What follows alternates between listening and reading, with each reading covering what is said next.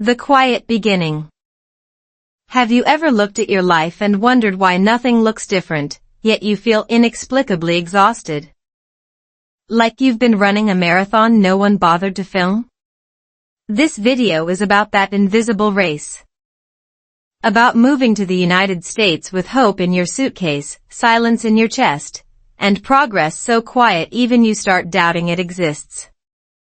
If you're tired of trying, tired of explaining, or secretly afraid you're falling behind, stay. This story isn't loud. But it might finally sound like you. I didn't arrive in America with fireworks. No dramatic airport tears. No cinematic hug. Just fluorescent lights, recycled air, and a feeling that something important had already started slipping through my fingers. People like to imagine migration as a bold leap, a brave soul chasing a dream. But the truth? The first weeks felt less like chasing and more like standing still on a moving treadmill, pretending I knew how fast it was going. The beginning was quiet. Not peaceful quiet. The unsettling kind. The kind where your phone doesn't ring because time zones erase your old life while your new one hasn't learned your name yet. I remember standing in a small rented room, listening to the hum of an unfamiliar heater. Wondering why silence in America felt heavier than noise back home.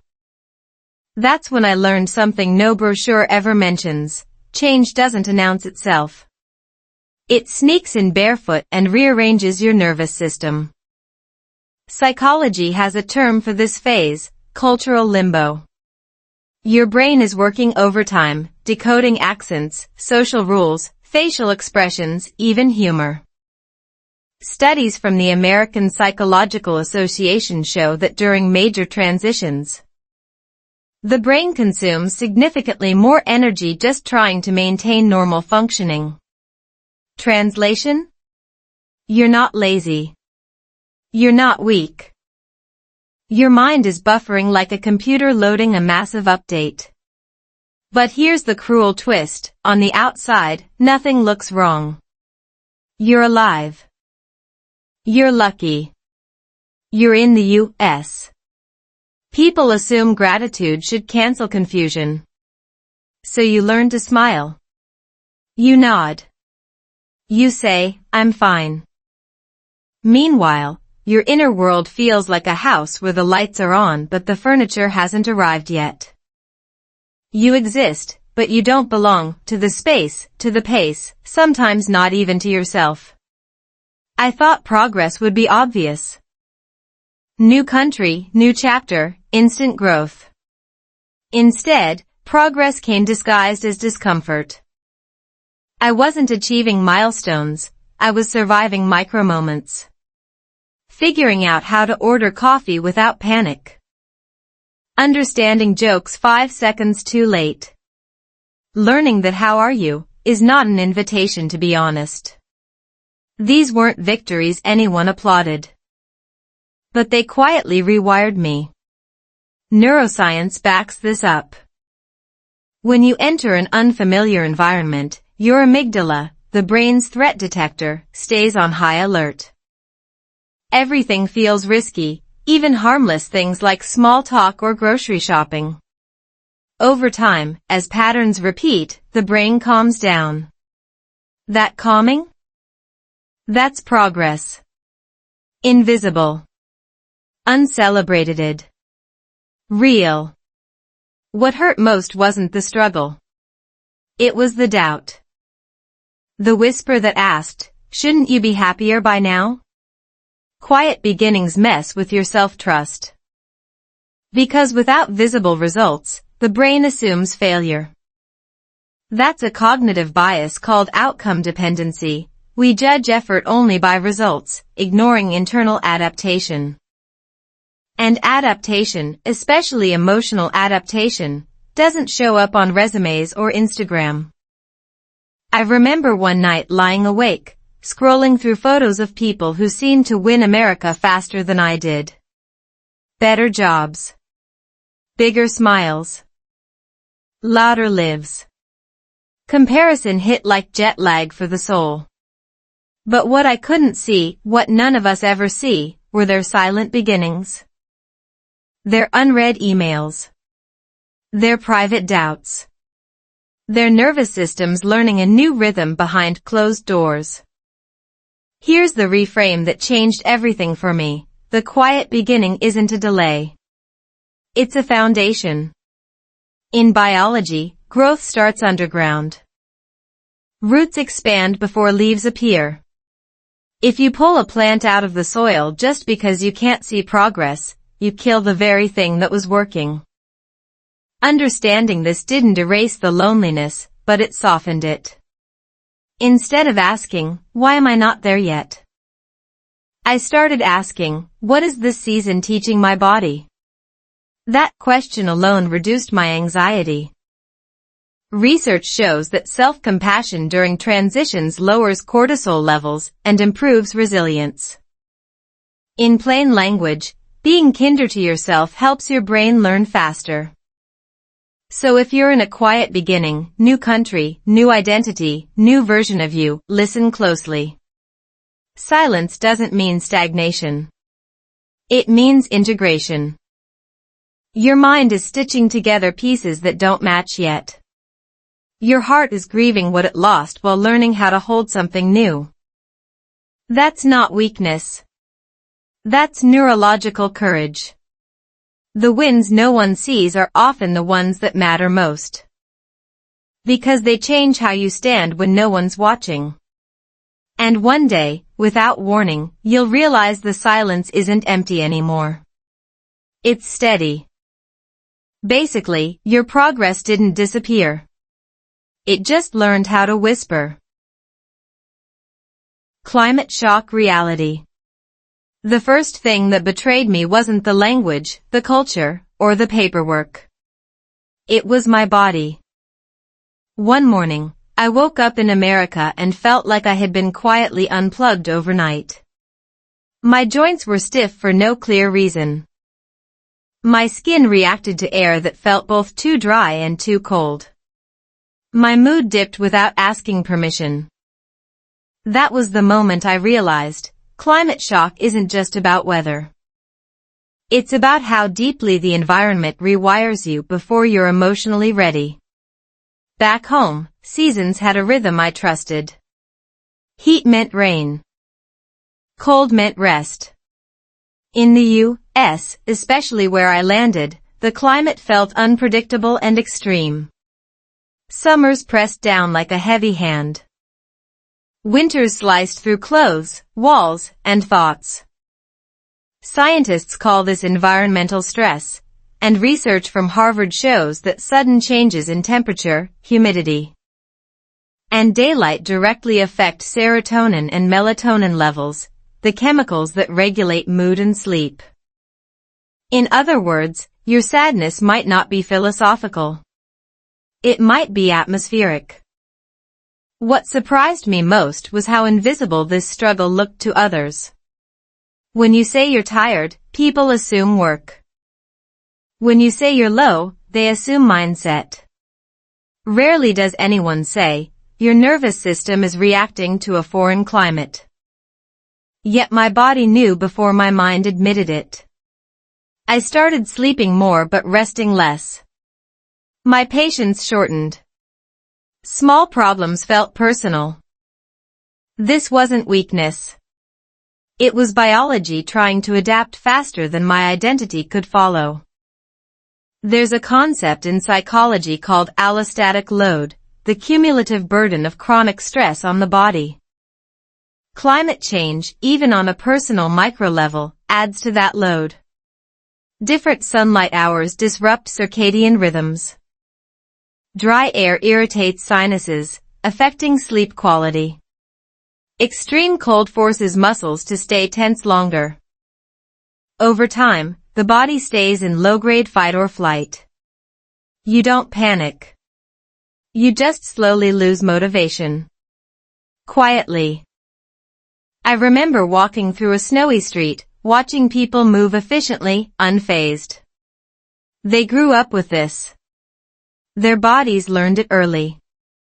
Mine was learning late, clumsily, like an adult trying to ride a bike in traffic. That comparison hurt. But it also taught me something important. Adaptation is not instant. It's trained. Locals weren't stronger. They were conditioned. The emotional side was worse.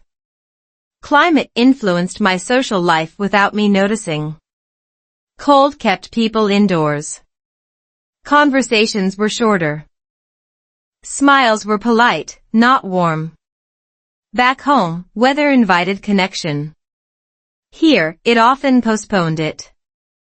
Sociologists note that colder climates tend to value personal space and privacy more, while warmer regions encourage communal interaction. Neither is better, but if you don't know this, you assume rejection where there is only habit. That misunderstanding fed my self-doubt. I thought I was failing socially, when in reality I was misreading environmental cues. Once I understood that, something shifted.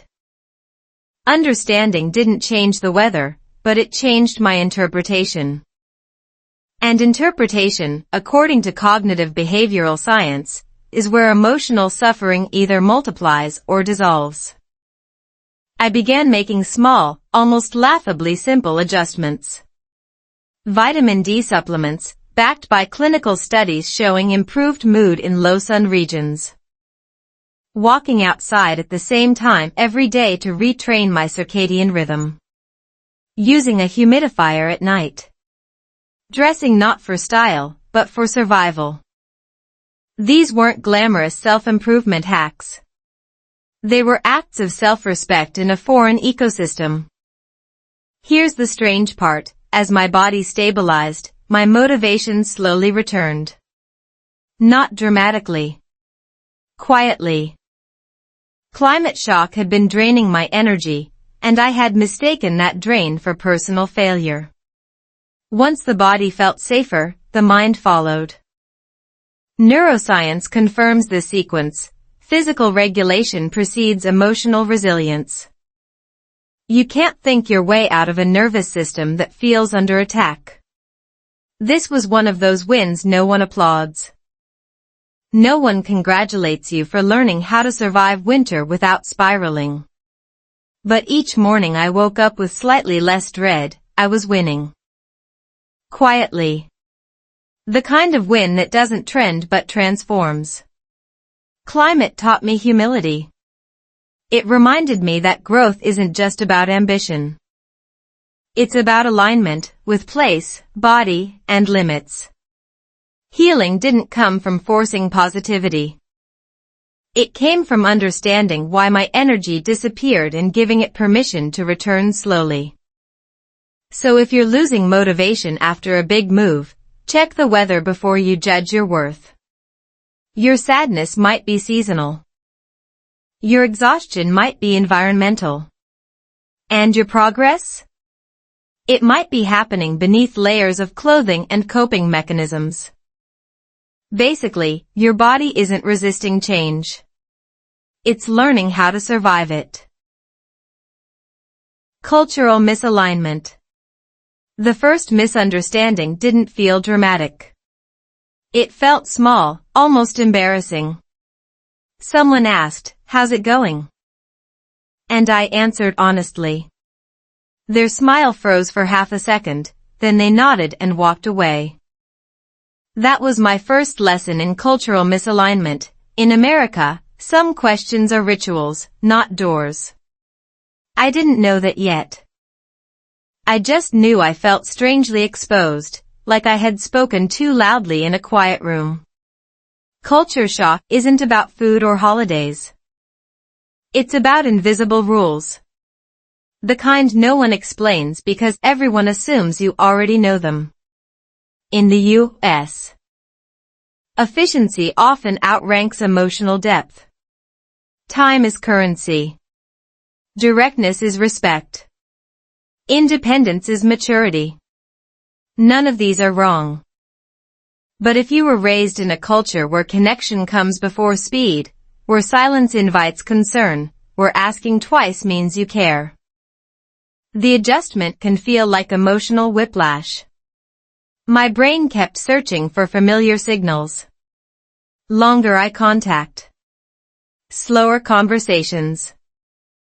Invitations without calendars attached. When those didn't appear, I assumed something was wrong with me. Psychologists call this self-referential bias. When context changes but identity stays the same, the mind blames the self. Instead of thinking, this environment is different, you think, I don't fit. Neuroscience adds another layer. The brain builds social predictions based on past experience. When those predictions fail repeatedly, the brain increases alertness.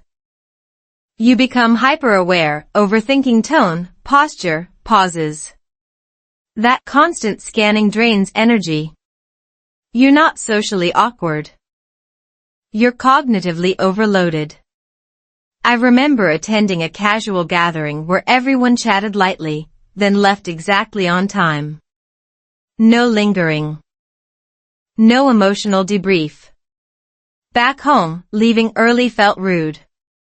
Here, staying late felt intrusive. I laughed at the wrong moments. I shared too much, then regretted it. Or shared too little and felt invisible. Cultural misalignment lives in those micro moments where nothing goes wrong, yet nothing feels right either. What made it harder was the American narrative of confidence. Speak up. Advocate for yourself. Be bold. If you struggle, it's easy to believe you're failing some invisible test. But research in cross-cultural psychology shows that adaptation stress peaks when personal values clash with dominant norms. It's not a character flaw. It's value friction. Once I understood that, I stopped trying to perform Americanness perfectly. Instead, I started translating myself internally first. When conversations felt shallow, I reminded myself, this is pacing, not rejection. When people didn't ask follow-up questions, I remembered, privacy is kindness here. Understanding didn't instantly make me feel connected, but it stopped the bleeding of self-blame. I also learned to code switch without self-erasure. Shorter answers in public spaces. Deeper conversations with a few trusted people. Emotional honesty saved for the right containers. Sociologists describe this as bicultural competence, the ability to move between cultural frameworks without losing your core. It's a skill, not a betrayal. One practical shift helped more than any mindset talk, observing before interpreting. For weeks, I treated social interactions like field research. No judgment. Just noticing patterns. Who interrupts? Who doesn't? When humor lands. When it doesn't. This reduced anxiety because curiosity replaced evaluation. The brain relaxes when it's learning instead of defending. There's also a healing realization that rarely gets mentioned. Misalignment doesn't mean mismatch forever. Cultures aren't walls. They're rhythms. And rhythm can be learned. Slowly. Clumsily. With grace. The quiet win here was internal. I stopped shrinking. I stopped hardening. I let myself be a hybrid, soft where I came from, direct where I landed. That balance didn't make me popular. It made me stable. And stability is underrated in a culture obsessed with confidence. If you feel out of place in America, it doesn't mean you don't belong. It means your internal compass was calibrated somewhere else. Recalibration takes time. According to studies on immigrant adaptation, emotional comfort often lags years behind functional success. You can look fine long before you feel whole. So give yourself credit for every conversation you survive without losing yourself. Every moment you choose understanding over resentment. Every time you realize the silence isn't personal, it's cultural. Basically, you weren't failing to fit in. You were learning a new language that isn't taught in words. Regional divide lessons. America looks unified on a map, but living here teaches you quickly that it's more like several countries wearing the same passport. I learned this not through headlines, but through confusion. The same sentence landed warmly in one state and felt rude in another. The same behavior was praised in one city and quietly judged in the next. That's when it hit me, I wasn't just adapting to a nation. I was navigating regions with entirely different emotional climates. My first move felt manageable. People were friendly in a surface-level way, efficient, polite, distant. Then life shifted me elsewhere, and suddenly the rules changed. Conversations slowed. Small talk grew longer. Strangers commented on the weather like it was a shared responsibility. At first, I thought I was imagining things. But sociologists have documented this clearly. Regional culture in the U.S. varies dramatically due to history, migration patterns, climate, and economics. The mistake is assuming consistency. The emotional cost of this assumption is high. You finally learn how to behave, how to speak, how to connect, and then the environment changes again. Your brain screams, "Not this again." That's adaptation fatigue. Psychologists describe it as the stress of repeated cultural recalibration. It doesn't feel heroic. It feels like starting over while pretending you're not tired. Regional divides also show up in values. In some places, ambition is celebrated loudly. In others, humility is social currency. One region values privacy like oxygen. Another sees it as coldness. I once shared a personal struggle in a group, expecting empathy. I received silence. Later, someone pulled me aside and said, kindly, "We don't really do that here." No insult. Just information. But my nervous system didn't know the difference. This is where many people harden or withdraw. When feedback feels inconsistent, the brain defaults to self-protection. You speak less. You share less. You become careful instead of curious. But the irony is this: regional misunderstanding isn't rejection. It's misinterpretation of norms. Neuroscience offers a helpful lens. The brain craves predictability. When environments change unpredictably, the anterior cingulate cortex, responsible for error detection, fires more often. You feel uneasy, even if nothing bad happens. Understanding this helped me stop personalizing the discomfort. My brain wasn't failing. It was doing its job too well. One quiet breakthrough came when I stopped asking, "Who should I be here?" and started asking, "What matters to people here?" That shift moved me from performance to perception. Instead of defending my identity, I studied the local emotional economy. What gets rewarded? What gets ignored? What builds trust? This wasn't manipulation. It was respect. I also learned to grieve consistency. Moving between regions meant letting go of the fantasy that once you figure out America, you're done. You're not. And that's okay. Growth here isn't linear. It's layered. Each region added a new skill: patience, directness, restraint, openness. None canceled the other. They stacked. There's research supporting this layered growth. Studies on mobile populations show that exposure to multiple subcultures increases cognitive flexibility and empathy, but only after the stress phase. Passes.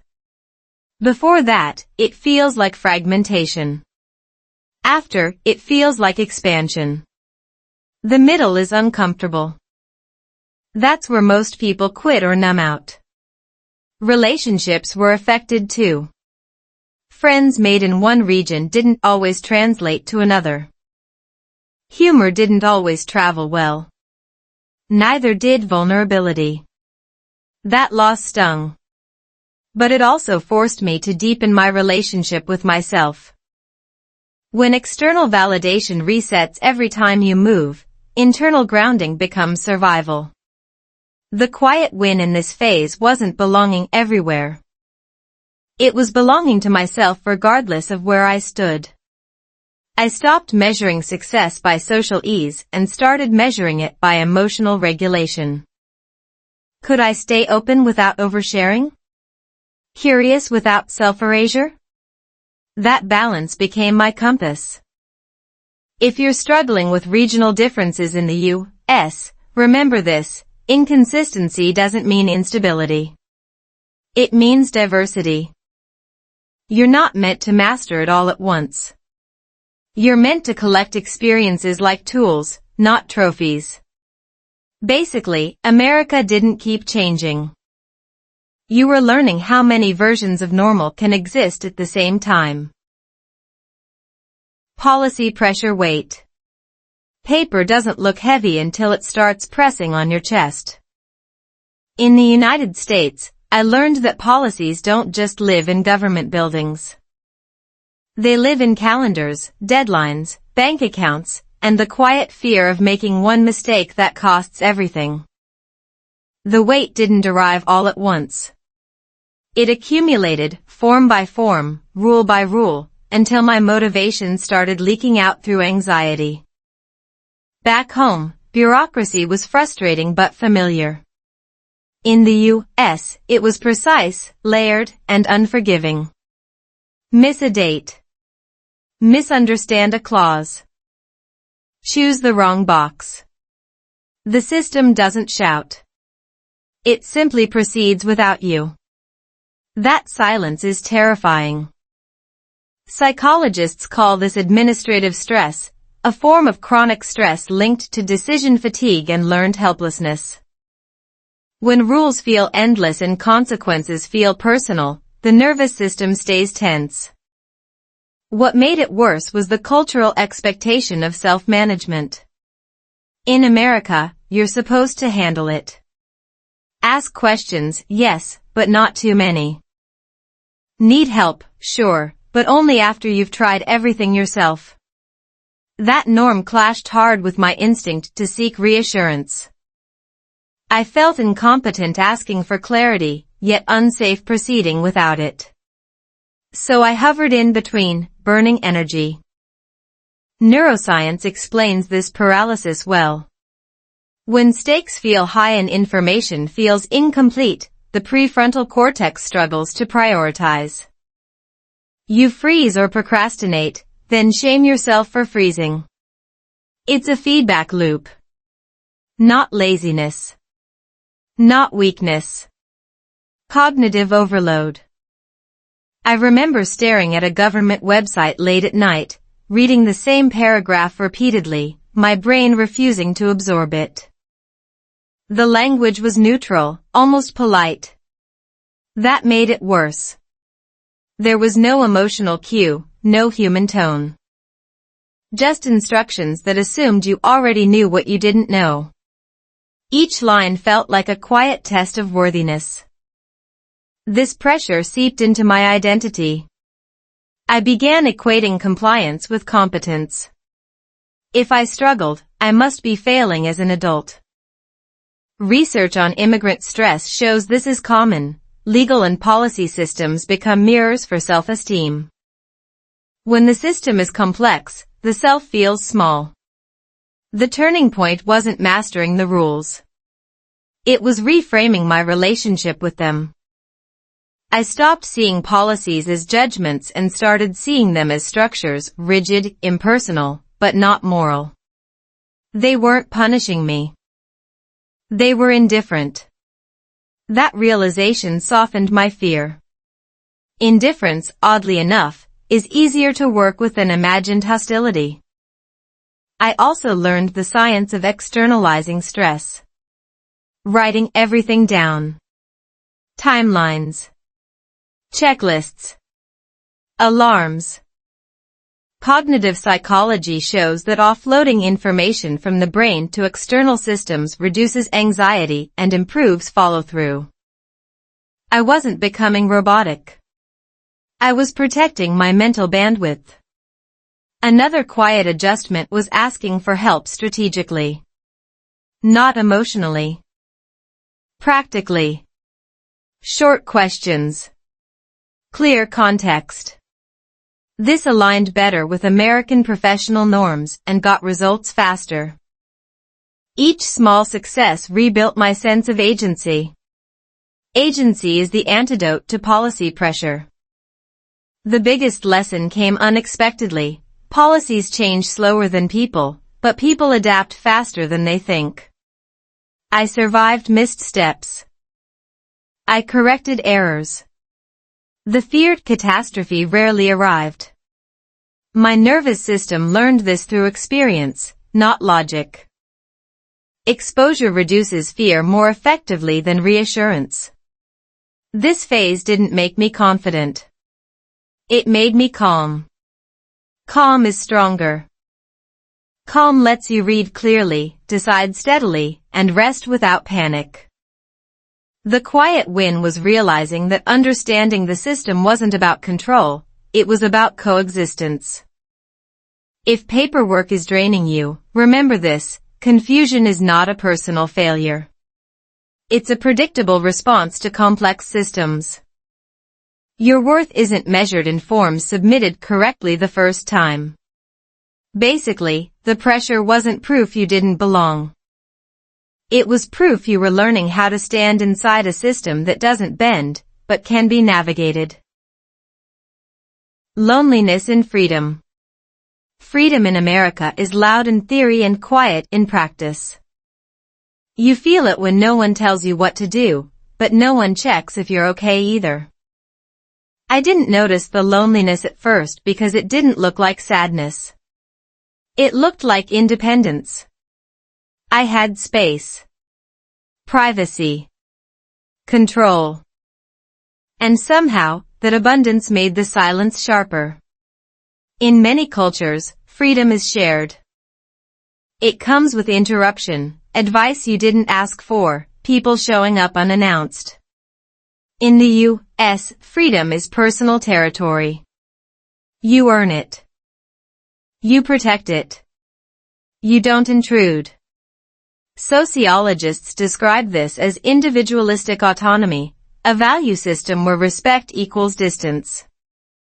Intellectually, I admired it. Emotionally, I wasn't ready for the cost. Loneliness here doesn't arrive with tears. It arrives with unanswered messages that weren't rude, just delayed. With weekends wide open and no default plans. With the subtle realization that everyone has a full life already, and you're an optional add-on. No rejection. No conflict. Just absence. That kind of loneliness is confusing because it doesn't give you anything to push against. Psychology explains why this hits so hard. Humans regulate emotions socially. Micro-interactions, eye contact, shared meals, casual touch, stabilize the nervous system. When those decrease, the brain interprets it as threat, even if you're logically safe. Studies from UCLA show that chronic social isolation activates the same brain regions as physical pain. Your chest tightens not because you're weak, but because your brain thinks you're endangered. I told myself I should be grateful. I had choices. I had safety.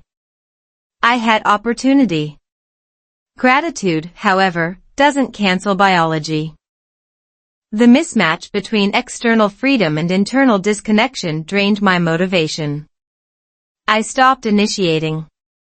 I waited to be invited. When invitations didn't come, I retreated further. Loneliness feeds on passivity. The hardest part was the invisibility. Back home, loneliness was noticed. Someone would comment. Someone would ask. In America, not needing people is often mistaken for strength. So you learn to perform self-sufficiency. You become competent at being alone while quietly craving proof that you matter to someone's schedule. There's a concept in neuroscience called social homeostasis. The brain expects a certain level of social input. Too little, and stress hormones rise. Too much, and overwhelm sets in.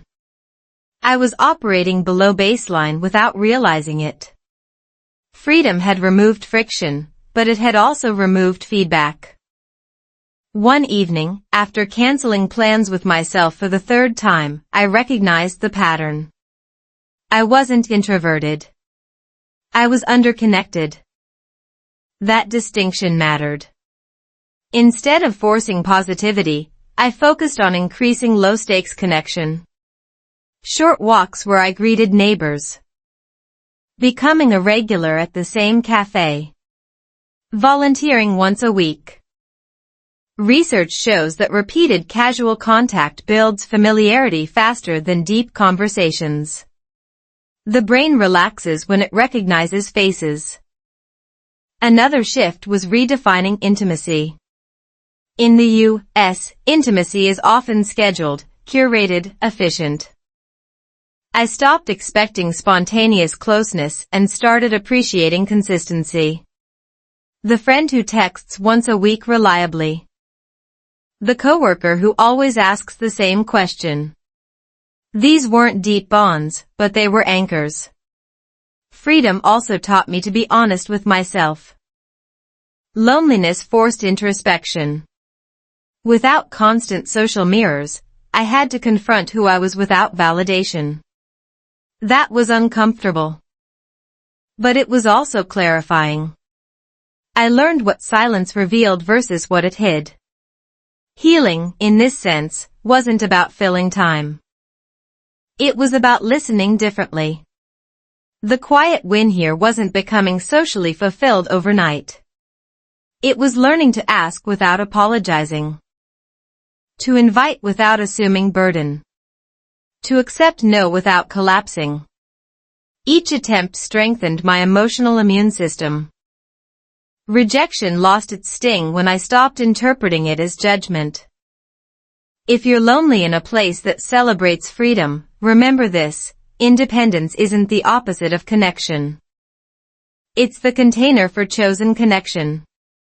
But choice requires effort. Not dramatic effort. Repeated, gentle effort. Basically, freedom didn't abandon you. It just asked you to build connection on purpose. Love under stress. Love didn't break loudly. It thinned. It stretched. It waited. Moving to America didn't just change my environment, it put my relationship under a microscope. Every unresolved difference suddenly mattered more. Every misunderstanding lasted longer. Stress has a way of turning volume knobs you didn't know existed, and love feels it first. At the beginning, we told ourselves we were strong. We had history. We had feelings. We had survived harder things. But stress doesn't attack feelings directly. It attacks bandwidth. When bills, schedules, language barriers, and future uncertainty pile up, emotional generosity becomes scarce. You don't stop loving. You just stop having energy left to show it. In the U.S., life moves fast and expects efficiency. Conversations shrink. Patience is rationed. Even rest feels productive or guilty. Under that pressure, our differences surfaced sharply. The way we argued. The way we repaired. The way we expected support. What once felt complementary began to feel incompatible. Not because love disappeared, but because stress stripped away the cushioning. Psychologists call this stress spillover. External stress reduces relationship satisfaction even when the relationship itself hasn't changed.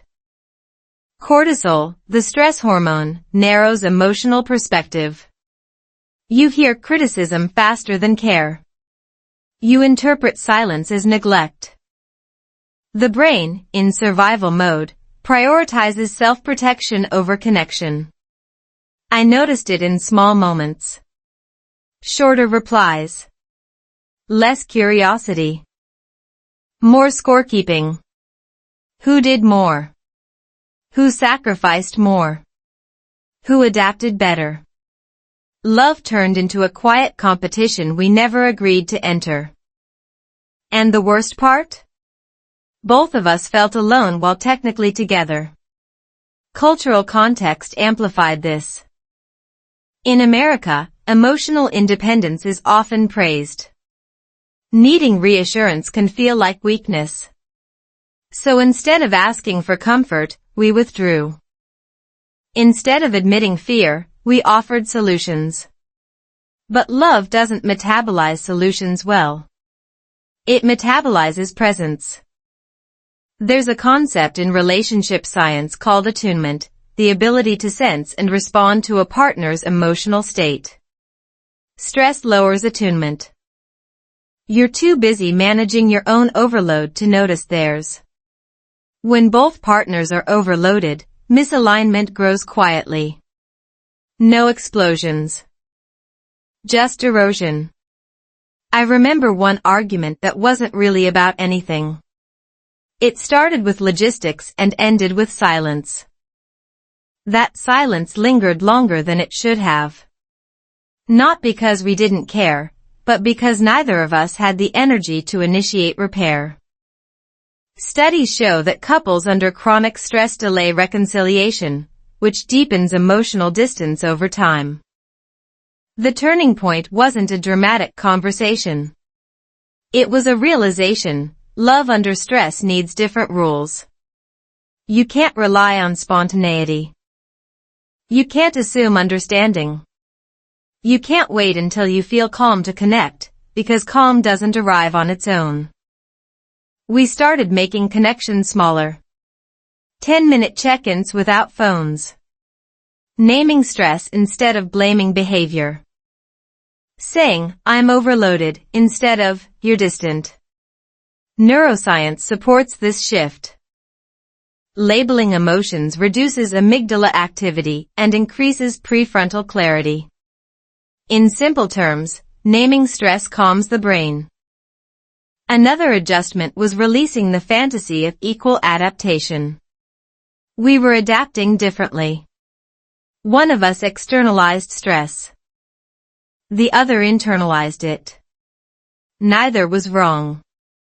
They were just different nervous system strategies. Understanding this reduced resentment. You stop fighting patterns when you stop moralizing them. Love also required grief. Grief for how easy things used to be. Grief for versions of ourselves that had more time, more softness, more margin. That grief mattered. Suppressing it only hardened us. Allowing it softened the space between us.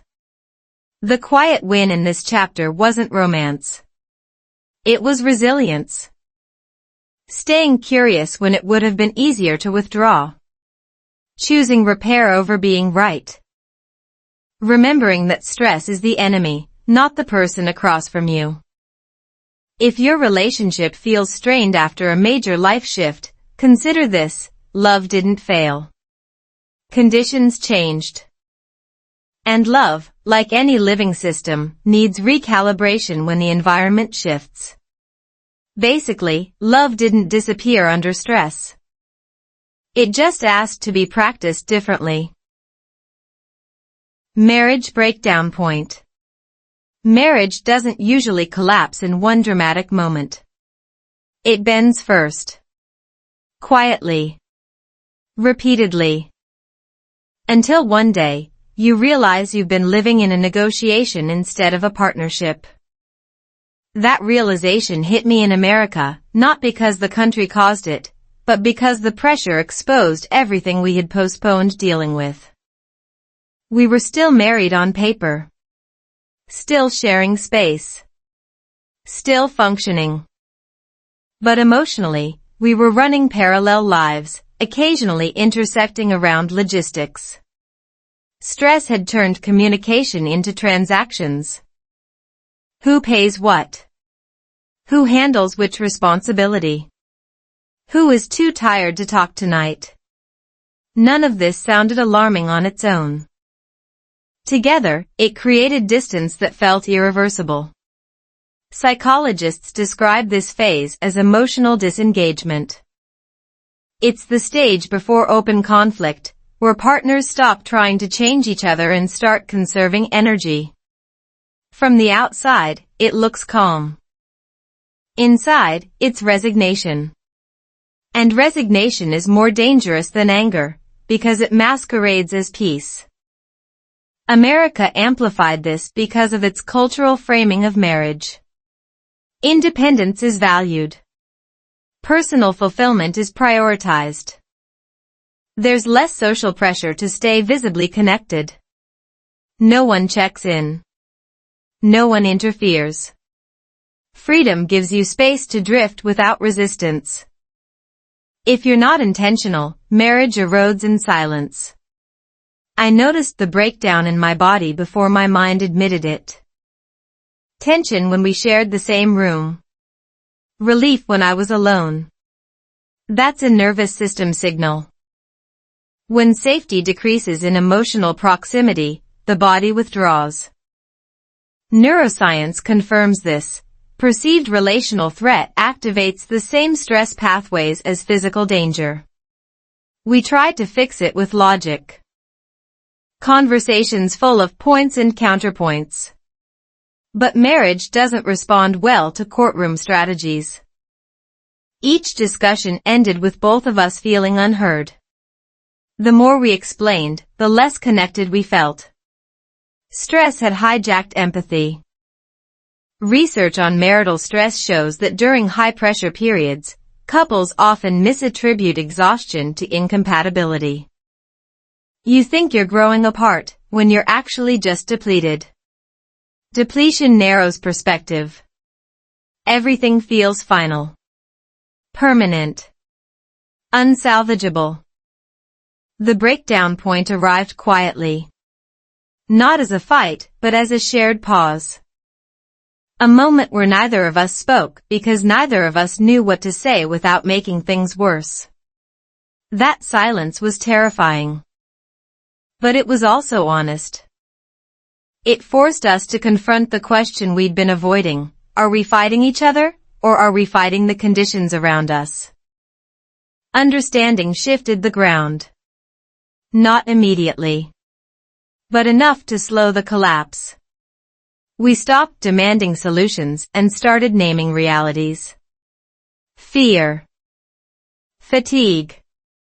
Loss of identity. Grief for the life we imagined would be easier here. Naming these things didn't fix marriage. It stabilized it. There's a concept in therapy called co-regulation. Partners help regulate each other's nervous systems through presence and predictability. Stress had broken that loop for us. We were dysregulated at the same time. Repair meant rebuilding safety before solving problems. That looked unglamorous. Sitting together without talking. Walking without planning. Touch without expectation. According to attachment theory, physical proximity and consistency rebuild trust faster than verbal promises. The body believes what the body experiences. The quiet win here wasn't reconciliation. It was interruption. We interrupted the automatic slide toward separation. We chose to pause instead of escalate. That choice alone changed the trajectory. Many marriages don't end because of betrayal or lack of love. They end because no one slows the fall. If your marriage feels like it's breaking under pressure, consider this: breakdown points aren't endings. They're data. They show you where the system can no longer carry the load without change. Basically, the marriage wasn't failing. It was signaling that something had to be understood before it could heal. Family distance pain. Distance from family doesn't announce itself with drama. It creeps in through time zones, missed calls, and the slow realization that your life updates no longer fit into short conversations. In America, I learned that being far from family isn't just about geography. It's about carrying your roots in a place that doesn't recognize their weight. At first, distance felt manageable. Technology helped. Video calls. Photos. Voice messages sent across oceans. I told myself this was enough. But over time, something subtle broke. I stopped explaining my struggles in detail because it took too long. I skipped sharing good news because it felt awkward to celebrate alone. Gradually, I edited myself for efficiency. That editing created emotional gaps I didn't intend. Psychologists call this relational thinning. When contact continues but depth decreases, bonds don't disappear, they weaken quietly. The brain registers this as loss, even if no one is gone. Grief without a funeral is confusing. You feel sad but guilty for feeling sad, because technically, nothing terrible happened. In the U.S., family independence is often framed as maturity. You're expected to stand on your own. To solve problems privately. To visit occasionally, not rely daily. Intellectually, I understood this. Emotionally, it conflicted with how my nervous system was wired. Family, for me, wasn't a backup plan. It was regulation. It was how stress discharged naturally. Neuroscience supports this. Familiar voices lower cortisol. Shared history creates psychological safety. When those inputs vanish, the brain compensates by staying alert longer. You become resilient, but also tired. The kind of tired sleep doesn't fix. I noticed the pain most during milestones. Decisions that should have been discussed over dinner were reduced to messages. Advice came late or out of context. Sometimes it missed the mark completely. Not because they didn't care, but because they couldn't see my daily reality. America had reshaped me faster than my family could update their mental image of who I was. That mismatch hurt. I felt misunderstood by the people who knew me longest. At the same time, I didn't fully belong where I lived. Sociologists describe this as in-betweenness, a state where identity floats between cultures and support systems. It's emotionally taxing because there's no clear place to rest. Family distance also amplified marriage stress. Without extended family nearby, pressure concentrated inward. No elders to mediate. No casual support. Everything stayed between us. That isolation made small conflicts feel heavier. Research shows that couples without family networks experience higher stress during major transitions. It's not weakness. It's load distribution. I began to resent the distance.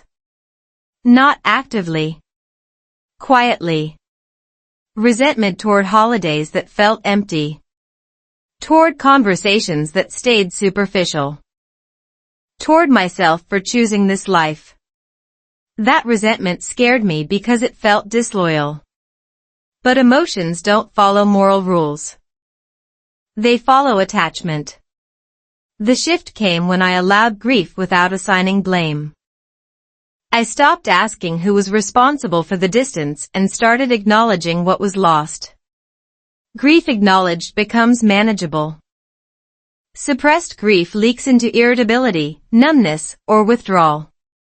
Studies in emotional processing confirm this. Naming loss reduces its intensity.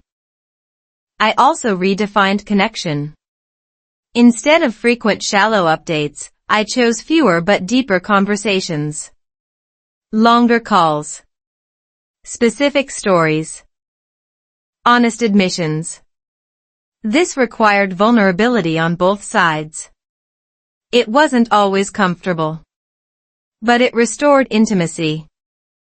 The brain responds more to emotional clarity than frequency. Another quiet adjustment was building symbolic family rituals. Cooking the same meals. Celebrating traditions alone. These acts anchored my identity. Anthropologists note that ritual stabilizes identity during displacement. It reminds the nervous system where it comes from, even when location changes. The pain never fully disappeared. Distance still stings. But it stopped controlling me. I learned that missing family doesn't mean the decision to live here was wrong. It means love didn't shrink to fit convenience. The quiet win in this chapter wasn't replacing family. It was carrying them differently. Integrating their influence without needing constant presence. Becoming an adult version of myself who could hold connection and separation at the same time. If family distance hurts, it's not a sign you're failing to adapt. It's a sign you're attached. Attachment is not a flaw. It's evidence of depth. Basically, distance didn't erase family. It taught me how to feel love without proximity. Invisible progress. Progress didn't look like progress anymore. It looked like routine. Like getting through the day without collapsing. Like fewer panic spikes, fewer arguments, fewer nights staring at the ceiling. Nothing dramatic changed, which made it easy to assume nothing was improving. That assumption was wrong, but convincing the nervous system of that took time. In America, progress is usually visible. Titles. Numbers. Announcements. Before and after photos. When progress hides, the brain struggles to register it. Psychologists call this salience bias. The mind prioritizes what is obvious and ignores what is subtle. So when growth happens quietly, internally, you dismiss it as nothing. I fell into that trap. I kept waiting for a moment where everything would click. Where confidence would arrive fully formed. Instead, life softened in increments. I reacted a little slower. I recovered a little faster. Stress still showed up, but it didn't hijack the entire day. These changes didn't feel like victories. They felt like maintenance. Neuroscience explains why this is hard to appreciate. The brain releases dopamine when it detects clear rewards. Subtle improvements don't trigger that system strongly. Calm doesn't feel exciting. Stability doesn't feel like winning. Yet from a physiological standpoint, stability is huge. It means your nervous system is learning safety. I noticed invisible progress when old triggers stopped working. Situations that once overwhelmed me now felt manageable. Not easy, manageable. That distinction mattered. According to stress research, resilience isn't the absence of stress. It's faster recovery after stress. By that metric, I was growing. Quietly. Another sign was decision-making. I hesitated less. I didn't over-explain as much. I trusted my judgment even when outcomes were uncertain. These are executive function improvements, signals that the prefrontal cortex is regaining control from the stress response. No one congratulates you for that. But it changes everything. Comparison remained dangerous. Looking at others' visible milestones erased my awareness of internal gains. Social media amplified this distortion. You see highlights, not nervous system regulation. You see outcomes, not adaptation. Studies show that frequent comparison increases depressive symptoms precisely because it ignores invisible labor. The turning point came when I started tracking process instead of outcomes. Not journaling every feeling, just noticing patterns. How often did I ruminate? How quickly did I recenter after conflict? How many days passed before homesickness peaked? These metrics were unglamorous, but they were honest. And they showed progress unmistakably. There's a concept in behavioral science called lagging indicators. Results appear after systems change, not during. You don't see strength while muscles are rebuilding. You don't feel fluent while the brain is wiring language. Invisible progress is often preparation. America teaches urgency, hustle, acceleration. That narrative clashes with healing, which is slow by design. Healing prioritizes consistency over intensity. The body needs repetition to learn safety. The mind needs evidence over time to trust itself again. I also realized that invisible progress threatens identity. If you've defined yourself by struggle, improvement can feel destabilizing. Who are you without constant tension? Some part of me resisted calm because it felt unfamiliar. That resistance isn't sabotage. It's conditioning. The brain prefers known pain to unknown peace. Acknowledging invisible wins required permission. Permission to value internal stability as much as external achievement. Permission to stop proving survival. This didn't make me passive. It made me grounded. The quiet win here was self-recognition. I stopped waiting for others to validate growth they couldn't see. I validated it myself. That validation reduced the need for constant reassurance. Autonomy grew naturally from there. If you're doubting your progress, ask different questions. Not what have I achieved, but what no longer controls me. Not how far am I? But what feels less heavy? Those answers reveal change that metrics miss. Basically, progress didn't disappear. It learned how to move without applause. Understanding as healing. Understanding didn't arrive as a breakthrough. It arrived as relief. A soft exhale after years of holding tension in places I didn't know existed. In America, I kept trying to fix myself, optimize habits, sharpen goals, repair relationships, until I realized the deepest healing wasn't about fixing. It was about understanding what had been happening all along. Understanding is not agreement. It's context. When context appears, blame dissolves. I stopped asking why I wasn't stronger and started asking what my system had been carrying. That shift changed how my body responded to stress. According to neuroscience, perceived meaning reduces threat response. When the brain understands a stressor, the amygdala quiets, and the prefrontal cortex regains influence. In simple terms, understanding makes the body feel safer. I began mapping my experiences instead of judging them. Climate shock explained the fatigue. Cultural misalignment explained the social strain. Policy pressure explained the anxiety spikes. Loneliness explained the emotional numbness. Marriage stress explained the distance. Family separation explained the grief. None of these required self-criticism. They required comprehension. Therapists call this coherent narrative. When life events are organized into a story that makes sense, the nervous system relaxes. Trauma research shows that fragmented experiences keep the body in survival mode. Coherence restores agency. I wasn't broken. I was overloaded without a map.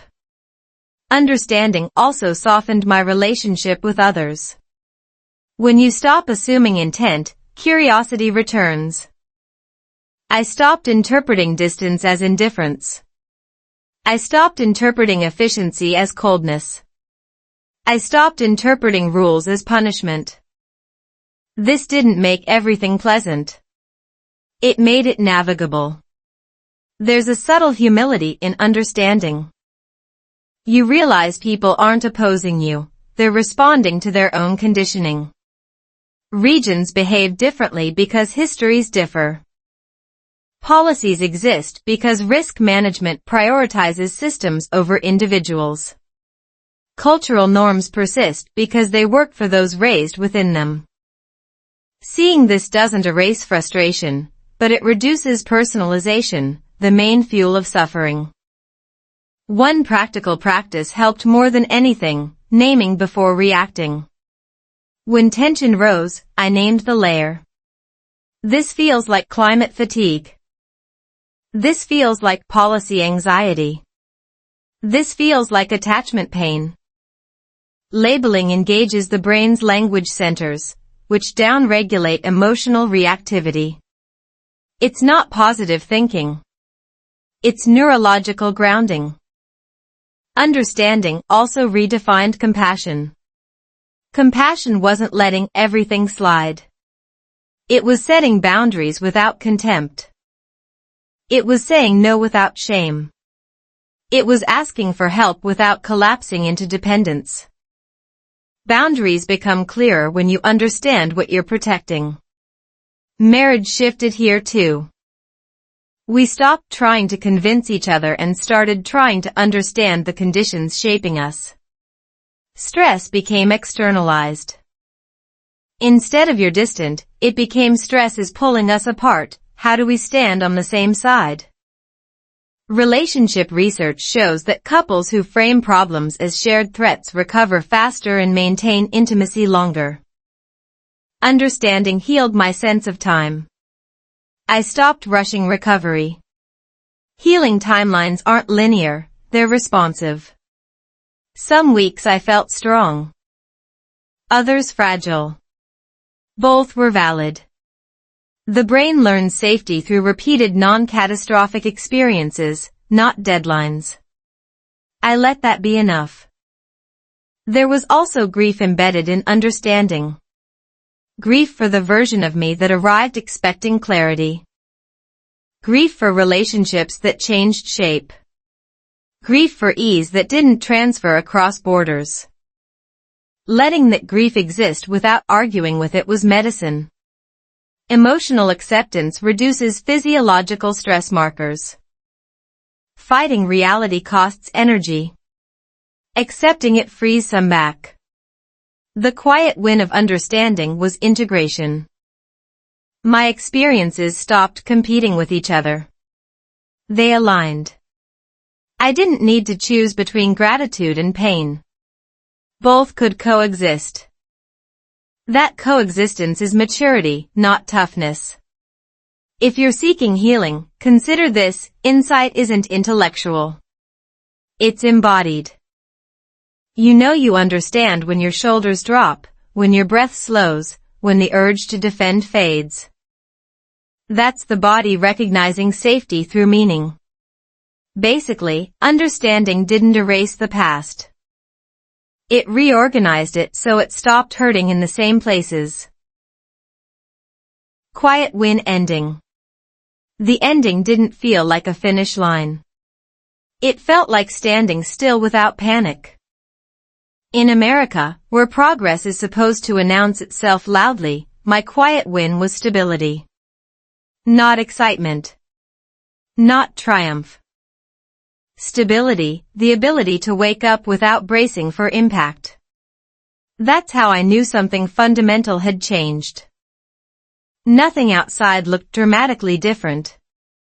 I still faced weather shifts, cultural gaps, policies that required patience, marriage that needed care, distance from family that still ached. But inside, the noise softened. The constant internal narration, am I failing, am I behind, should I quit, lost its urgency. Quiet wins don't remove problems. They remove the belief that problems define you. Psychologically, this is called internal locus of coherence.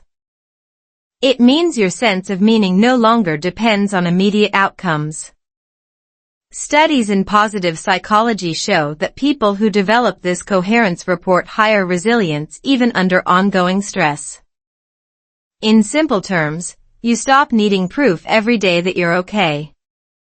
I noticed the win in small reactions. A setback didn't spiral into self-attack. An argument didn't threaten the entire relationship. A lonely weekend didn't rewrite my worth. These were subtle shifts, but they accumulated into something solid. The nervous system learned that not every challenge required alarm. Marriage changed shape here. Not perfect. More honest. Less performative. We stopped trying to return to who we were before and started accepting who we had become. Acceptance isn't settling. It's choosing reality over fantasy. Relationship research shows that couples who accept permanent changes adapt better than those chasing restoration. America also stopped feeling like a test I had to pass. It became a place I could live in imperfectly.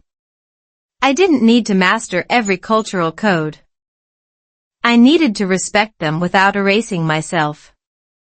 That balance, adaptation without self-abandonment, was the real integration. The quiet win extended to identity. I stopped introducing myself through struggle. I wasn't the one who survived or the one who sacrificed. I was simply someone building a life under specific conditions. That reframing reduced the emotional charge of my story. Trauma loses power when it's no longer the headline. Neuroscience supports this. When memories are recalled without heightened emotional arousal, they reconsolidate with less intensity. You don't forget. You remember without reliving. Healing isn't deletion. It's reclassification. I also learned to trust timing. Progress doesn't always accelerate. Sometimes it stabilizes. In a culture obsessed with growth curves, plateaus are misunderstood. But plateaus are where systems consolidate. Muscles strengthen during rest. Skills integrate during repetition. The soul does the same. The biggest shift was self-permission. Permission to stay.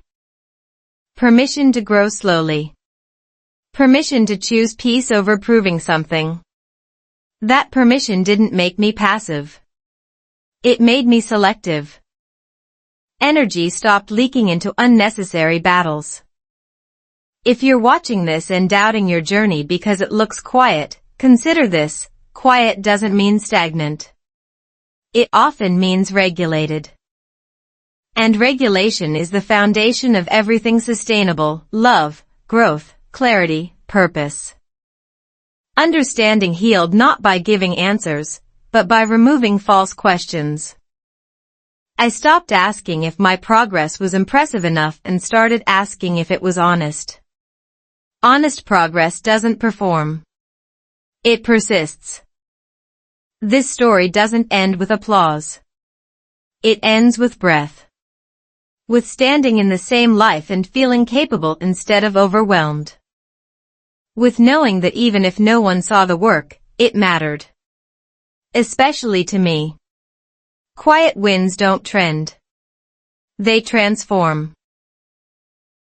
If this story felt quiet, it's because real growth rarely makes noise. The strongest progress doesn't announce itself. It shows up in how you breathe when life gets heavy. In how you stay, even when leaving would be easier.